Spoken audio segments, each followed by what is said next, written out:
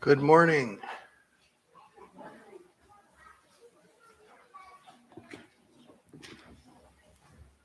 Oops, excuse me, Riley.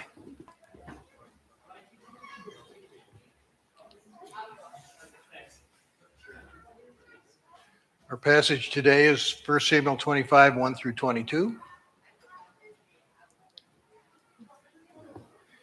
A few years ago, we had a hunter safety class here, and I asked people to bring in different things to donate to the new hunters. And somebody brought in a Woolrich suit, solid wool, patterned in the red. And I looked at it and I thought, boy, do I really have to give that away to a student? Because I would love to have that. Now, my grandfather had a pair of pants, but not the shirt with it. And I did what I was supposed to do, and I gave it away. But I really was covetous of it. And so our lesson today is Woolrich, and you'll see why here in a minute. Go. Let this work. Right, Aretha? Yeah, it worked, right? There it goes. Thank you. It says, now Samuel died, and all Israel assembled and mourned for him. They buried him at his home in Ramah, and David got up and went down to the wilderness of Paran. Now, here in the narrative, we have really the end of Samuel. Even though this is 1 Samuel, and there's a whole other book of Samuel that follows, Samuel is now dead. And he's the one who ordained Saul to be the king, and he's also the one who ordained David to be the king. And so his time is over. It's a new era. And there's a funeral for Samuel. And it appears from the looks of this verse that Saul does not come to the funeral. Because David is at the funeral, and you know that they're at odds, and Saul is chasing David all over Israel. And so there's a new time, there's a new day here in our story. Aretha, can you run it up there one? I don't know what's the matter with this thing.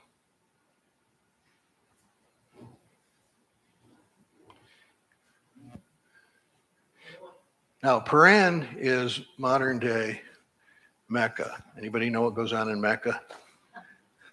At the place, the holiest site of Islam. Now, Islam is later development. It isn't until the 7th century that Muhammad lived. So it's way later time period. So David is running off to Arabia with his 300 men because Saul is chasing him. And so there we have it.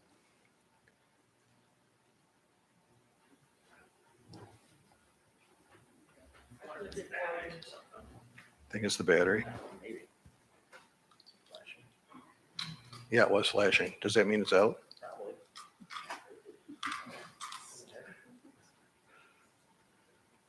I'm only a volunteer.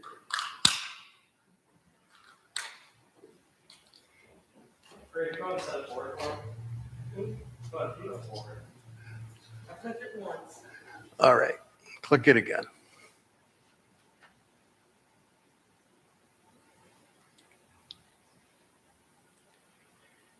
There was a man in Maon,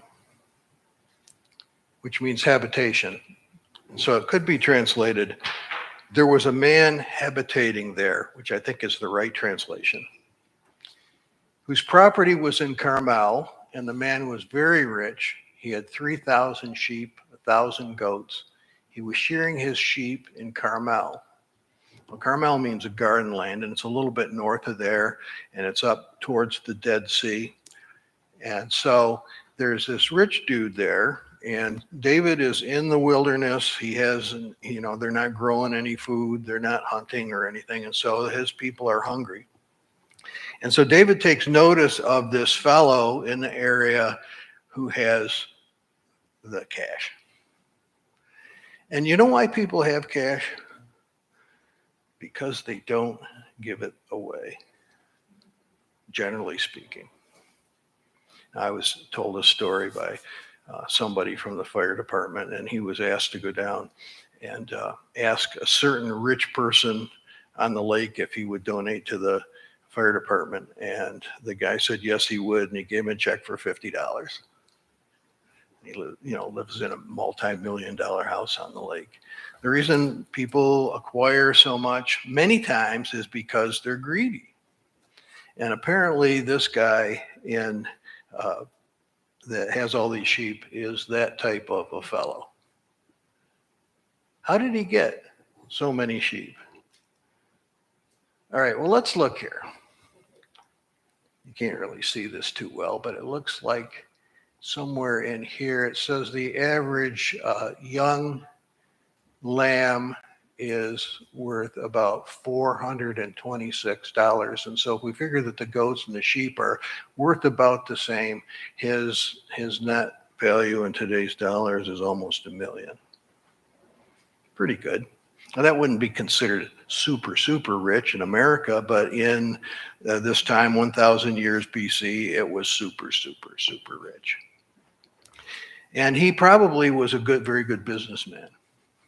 Would you imagine? I mean, I don't know what people made, but there wasn't a lot of silver and gold available in those days, so they had to do trades and stuff. And so apparently he was very good at making sure that there was no loss. There must have been some sort of loss prevention person, which would be considered a shepherd to watch these sheep and make sure no wolves get them and so forth.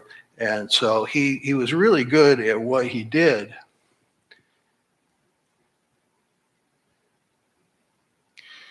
Now, the name of this man was Nabal, and the name of his wife, Abigail. The woman was clever and beautiful. Now, I'll tell you what, that is a good combination. She's clever, which means she's very smart. She can perceive the situation for what it is, and she's beautiful. And why is she married to this guy with all the money? She probably had no choice.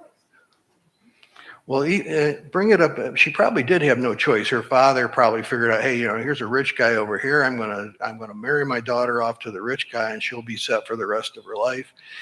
That's probably what happened.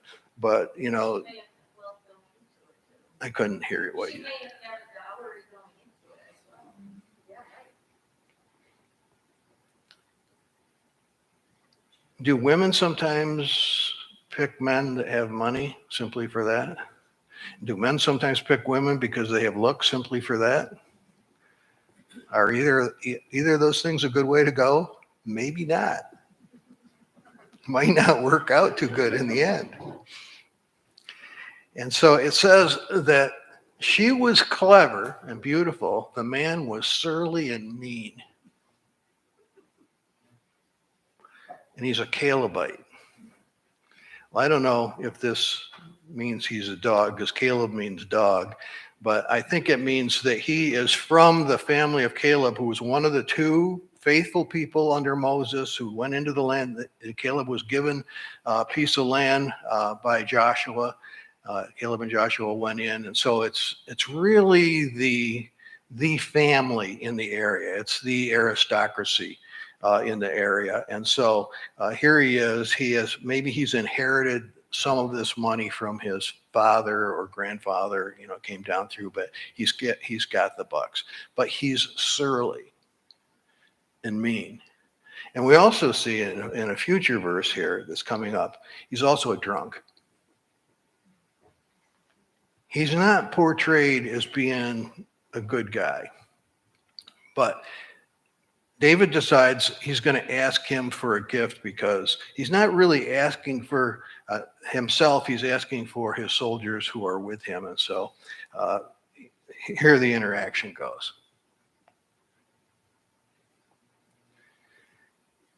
David heard in the wilderness that Nabal was shearing his sheep. So David sent 10 young men, and David said to the young men, go up to Carmel, go up to Nabal and greet him by name. Salute him, Peace be to you, peace be to your house, and peace be to all that you have. That's a nice blessing. May everything work out for you and everything be cool. Can I have some food? So, what do you think is going to happen here? Nabal was also in the garment business. He's shearing his sheep. Now, last week, Riley, you talked about we had what does a king's robe look like? They found this piece of wool, which is dated 1000 BC, and it's purple. Because Riley said last week that Saul's garment was probably purple. So not only does he have all of these animals which can be used for food, but the context of this story is the people who are working for Nabal are shearing the sheep, which is not a metaphor for pastors and the congregation. And so how much does a fleece, what's the value of a fleece? The fleece is the sheep's clothing that they take out, they steal off every spring. They let him have his coat or her coat in the winter, but then they shear it off and then they make it into clothing, and very nice clothing like Woolrich clothing. How much is a fleece worth? I hear you have shearers, and your shepherds have been with us. We did them no harm. They missed nothing. All our time they were in Carmel. I ask your young men, and they will tell you, or you ask your young men, they'll tell you. Therefore, let my young men find favor in your sight. We've come to you on a feast day. Please give whatever you have in your hand to your servant David. Now, some of you are old enough to remember the day that Kodak bonuses came out. Remember? Some people got enough to put down a good down payment on a car, and people sometimes would save up for a couple of years and they'd be able to buy a house, or they go out and they'd buy this and that and everything because it's such a good profit sharing plan that they had. Well, sheep shearing time is the same way. This is the time of year where Nabal gets he gets the money for his wool. And nobody can live without wool because wool is the only thing that you can make clothing of. There was such a thing as linen, but can you imagine making clothing out of linen in those days? That was very difficult. And so this was a time where the bank account of Nabal is, and it doesn't really cost him any meat because it's just every year it comes. It's the amount of money like you get from a stock. It's when they pay you the dividend. And so he's shearing all these sheep. Well, how much money does this amount to? Let's take a look at that. You can't read it, sorry. But basically it's $12 a fleece. That's today. Raw, it's $36,000, but cleaned, which means roving, after they take all the sheep poop out of it and the stuff. When it's cleaned and when it's gone out to the people that are using it for knitting, the value is $288,000 in today's dollars. They were worth more than that. Maybe. Today we don't use wool. We use synthetics. Yeah. For a pallet, it was like $80. I just looked it up. For a what? For just a little wool rug was like $80. Yeah, we use them for rugs, I guess, nowadays. Because wool is kind of itchy and they didn't have a nice underwear like we have. But that's the way they lived. So he's coming into some serious money. And David is saying, my army was with you, we protected these sheep, and we kept the wolves away, and we kept the people who were cattle rustlers away. And so could we have some food? And what do you think he said? Even though he's got all this stuff.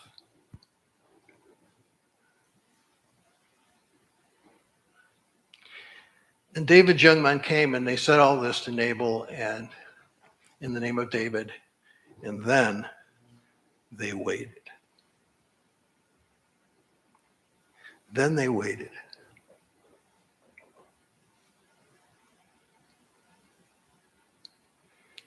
What does this tell you about the interaction?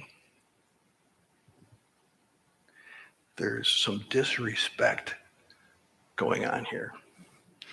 I'm not going to answer him right now. Tell him to wait outside my office for a while, and maybe I'll talk to him later. It's a power play.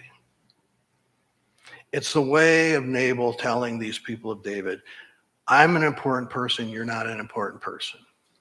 I'm going to tell you a little story. This was in the paper this week. You know this guy, Len Lisenby?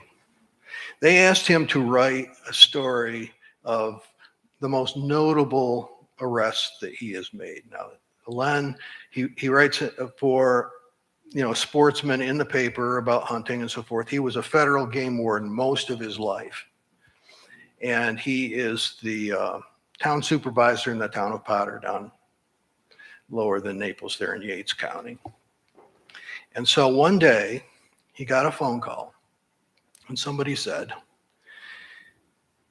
the Army on Seneca Army Depot, members of the Army, are shooting white deer from a Huey helicopter. This is in the paper this week. You can look in the messenger and find it.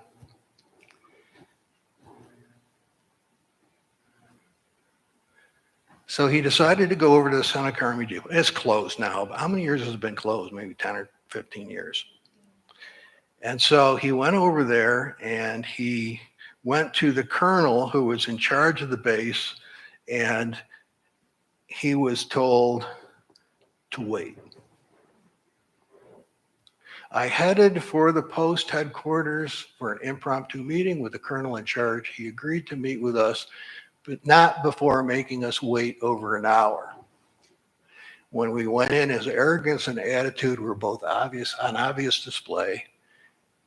And I wasted no time explaining the situation, the violations, and the possible trip to the federal courthouse in Rochester. And the colonel threw him out.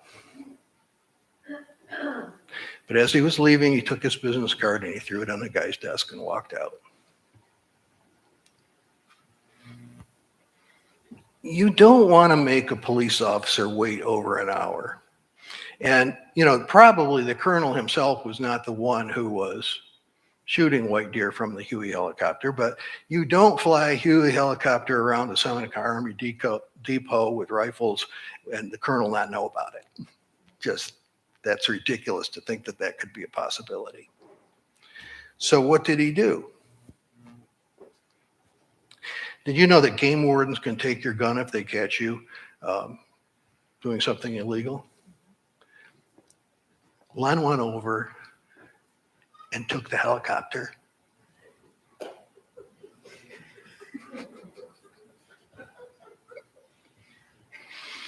He went over, he put the confiscation tag on it, and he said to the pilots that were there in the hangar, if anybody moves this helicopter, they're guilty of 3 felonies. And then he said, I waited. And a half an hour later, just enough time for the pilot to call the colonel and the colonel to call the lawyer and the lawyer to say, yeah, he can take the helicopter. And all of a sudden, the colonel wants to see him again. And guess what the colonel had to do? He had to wait.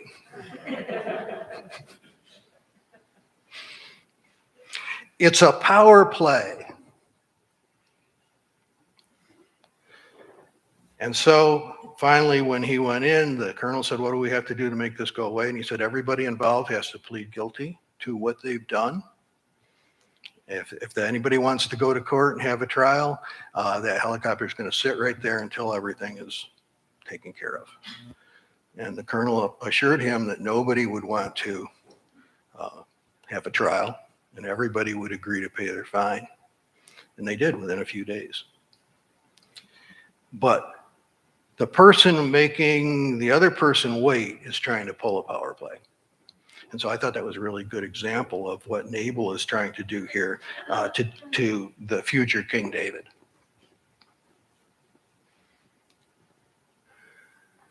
Maybe Nabal had heard what Saul had done to the priests, how he'd killed the priests who were against him. So maybe he, in the back of his mind, maybe it wasn't just greed, maybe it was fear as well. Maybe Saul will do to me, here's David, he's the guy that Nabal obviously knows the problems that David and Saul are having. And so he says, who's David? He wasn't king yet. Who's the son of Jesse? There are many servants today who are breaking away from their masters. So that's number one. He knows that there's a problem there between the king and between David. And then he says, shall I take my bread and my water? Some translations say wine. And the meat that I've butchered for my shares and give it to men who come from I don't know where? There's enough people in my own group. I've got to take care of them first. But you know what? That's BS. This guy has unlimited food. Yes, he has to take care of his own workers first. That's true. However, he can take care of everybody.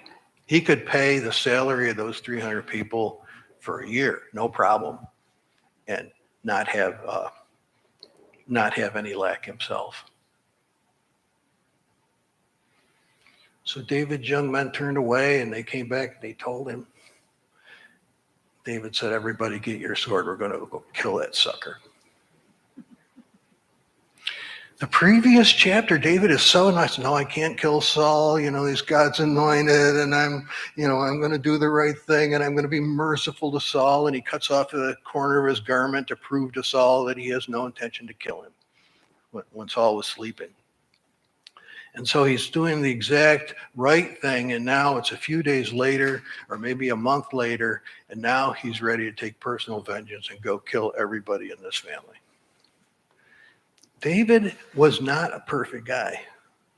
And I don't care if you're talking about Republican or if you're talking about Democrat, there is no such thing as a perfect guy. And there was no such thing as a perfect David. This is war. 200 remained with the baggage, 400 went to war. Meanwhile, back at Nabal's place, remember that beautiful and cunning and crafty lady who's married to him?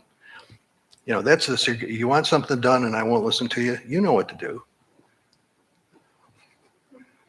Get Sean on the deal. And it might work, but it might not. I think that's how steadfast you're being stubborn, right? Hey, Abigail, we got a problem here. Your husband's an idiot. He won't listen. Got to do something. David sent messengers out of the wilderness to salute our master, and he shouts insults at them. Yet the men were very good to us. We suffered no harm. We never missed anything when we were in the fields. As long as we were with them, they were a wall, both night and day. We were with them keeping the sheep. They had some David's men had responsibility to protect those people in the wilderness. And the reason that the reason that Nabal was getting so rich was because there was no loss, because David was helping out. And so David wanted what we call a quid pro quo. This for that. I mean, we heard a lot about that in the impeachment. Well, it was a quid pro quo. Well, he did this because he wanted that. Well, maybe he did. There's no law against quid pro quo, unless it's, some evil conspiracy or something like that. Therefore, know this and consider what you should do, for evil has been decided against our master and against his house. He is so ill-natured that no one can speak to him. When you talk to people that are at upper levels in, say, Kodak or Xerox, the people that get up there, they get up there because they're nasty, many times. They get up there because they don't mind stepping on people to get things done. And if somebody doesn't get it done, out the door. Am I right, Keith? It's a personality flaw. It really is. He's so ill-natured, no one can speak to him. And you know what? We see here in this passage that not even his wife can speak to him. She doesn't dare speak to him either. I'll show you. Abigail hurried and took 200 loaves and 2 skins of wine, 5 sheep ready dressed, 5 measures of parched grain, 100 clusters of raisin, and 200 clusters of figs. You can have figs or raisins.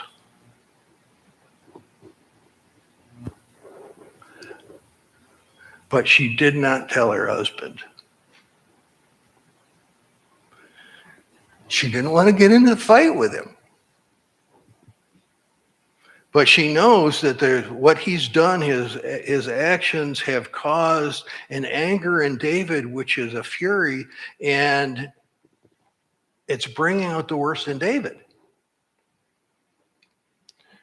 Because David figures that he should just willingly give it to him because he helped protect it.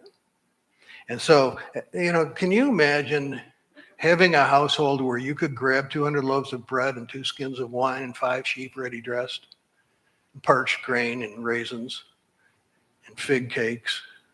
I mean, that had to be a big pantry. It had to be a regular production in order to be able to do that. Who needs that much food?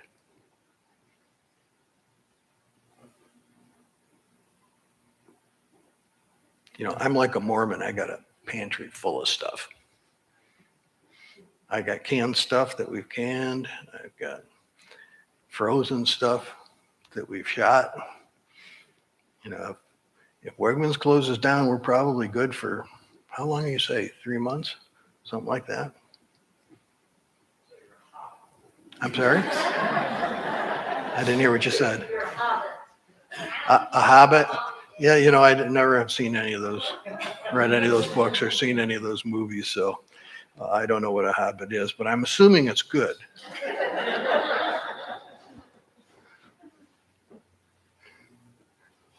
She did not tell her husband. How am I doing on time? I'm doing good, Sean. Good boy.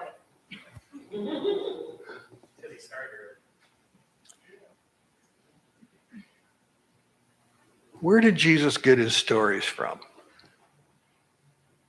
He got his stories from the Hebrew Bible, which we call the Old Testament.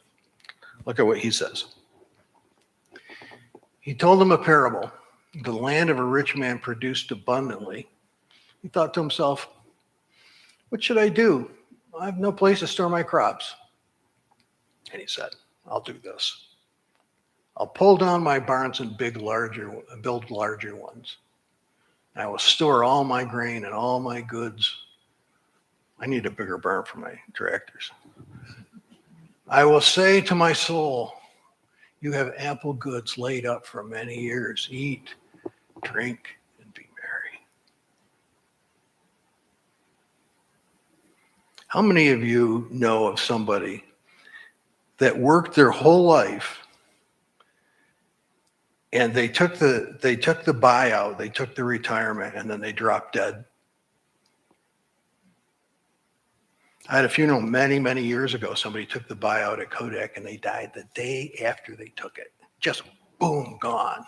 Heart attack.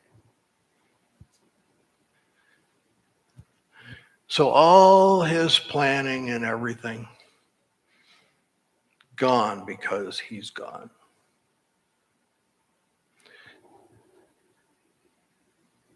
Relax, eat, drink, be merry. And God said, thou fool.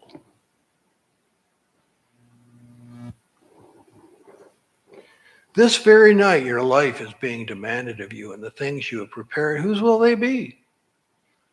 So it is with those who store up treasures for themselves but are not rich toward God. I think that Jesus came up with this parable based on the story of Nabal. I can't prove that, but it really sounds like it, because Nabal means fool. I can't imagine his parents naming him fool. And he certainly didn't look like a fool to the world. He's a businessman who has many people working for him and is very rich and is a millionaire, almost a millionaire, and has the residual money coming in from the fleeces to make clothing, working for the garment business and the meat business. And they would say that he's a very, very successful person. But his name means fool. Why does his name mean fool? Because he is concentrating on this life as opposed to the next life.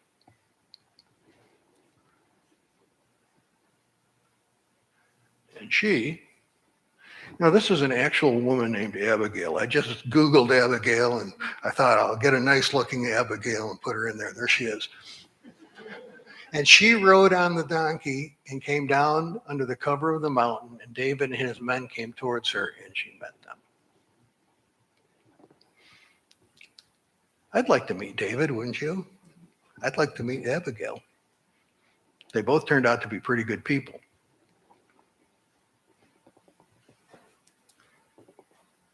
Now, before he saw the woman, David said, "Surely it was in vain that I protected all that this fellow has in the wilderness, so that nothing was missed. And all that belonged to him, he has returned me evil for good. So God, do so to David and more so, if by morning I leave as much as one male who belonged to him." David is in a homicidal rage.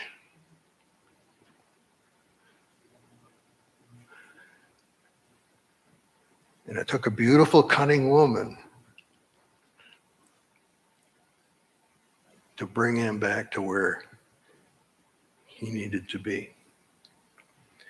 If you look at the literal translation of this, it says, does anybody have King James?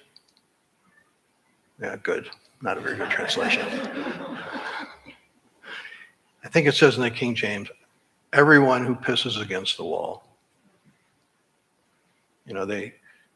I've seen this in India, that at the gas station, you don't go in and use the bathroom. Outside the gas station, there's a wall about this long, about this high, and people just get out of their car and they go piss against the wall.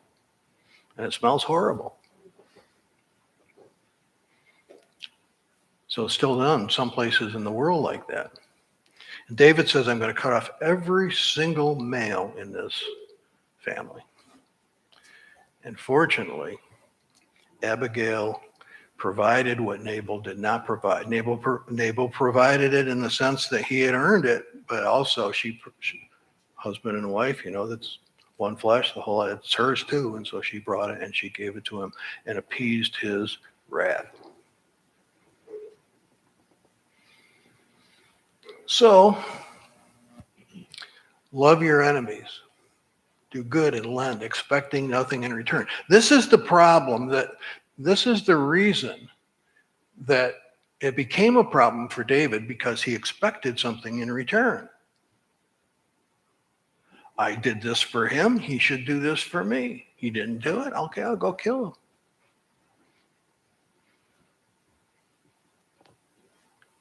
When people come and they want to borrow money,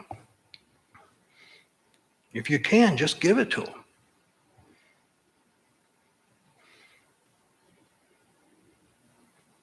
You don't have to pay it back. Oh, I'll pay it back. Well, I've been around a while, and I found that 90% of the time they won't pay it back. But every once in a while, they will. As a church, we gave money to somebody who their house burned down many years ago, and probably 10 years passed between the fire and the person came and they said, here, you gave me this money when my house burned down. Now I've got it. I've been wanting to return it, and they returned it. Unusual, though. Never expected we would get it back. And so that's a lesson for us. Look at that, Sean. I got 5 minutes for comments. How does this strike anybody?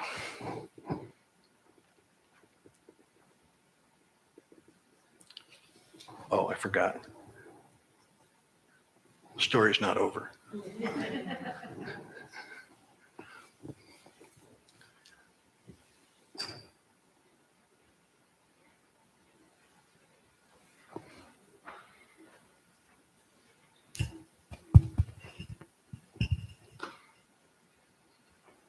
So David's wrath.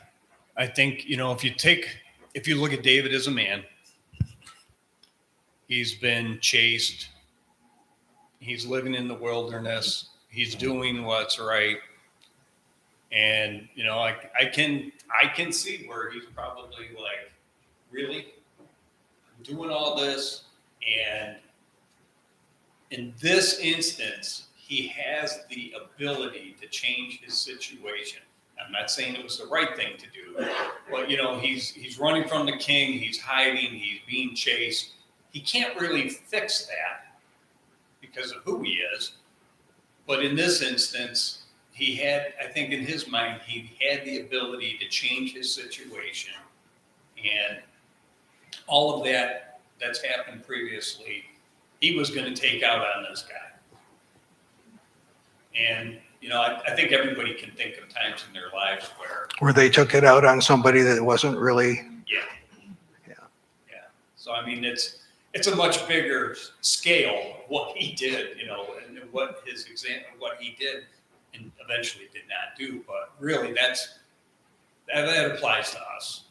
As you say, I'm old enough to remember where I did things or said things to somebody and they shouldn't have. That they received what they shouldn't have. Because something came up and it wasn't that big, but it was the other things behind were bothering you.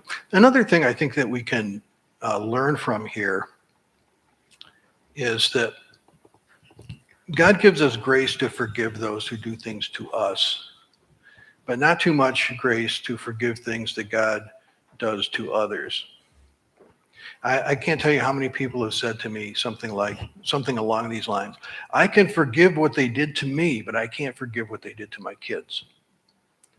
And there's something telling in that, because what they did to you is what you're responsible to forgive them for, not what they did to your kids. And so if they hold the bitterness towards the kids or towards the other person in the business or whatever it is, then we don't really have much grace for that. But we can let it go if it's a personal thing. And I think we can learn that from this too, because David he wants his soldiers who are with him to have a good meal, because it's a good time of the year. And, sheep shearing is a time where everybody rejoices, like Thanksgiving. So good point, Keith. Yes. I think also it broke the straw broke the camel's back, but David was also responsible for 600 people who were probably very hungry and exasperated, and he felt the pressure and the helplessness of not being able to do anything for them. He felt the responsibility to care for them, and I think he was just a desperate man in a desperate situation. Good point. Oh, sorry. Anyone else?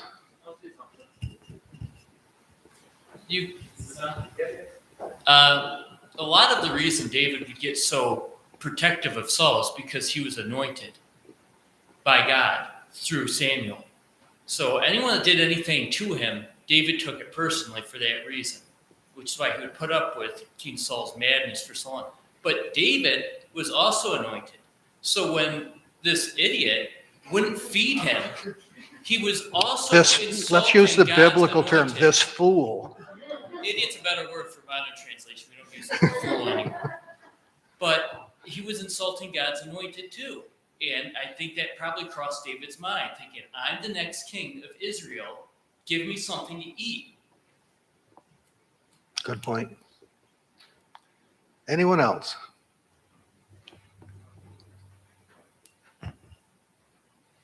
I think it's interesting. I just read a historical novel about Andrew Carnegie, however you pronounce it.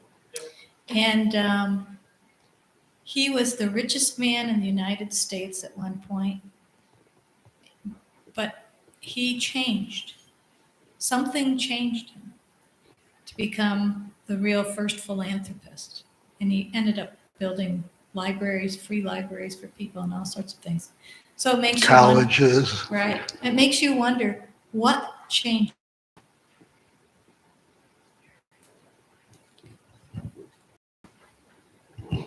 Anyone else?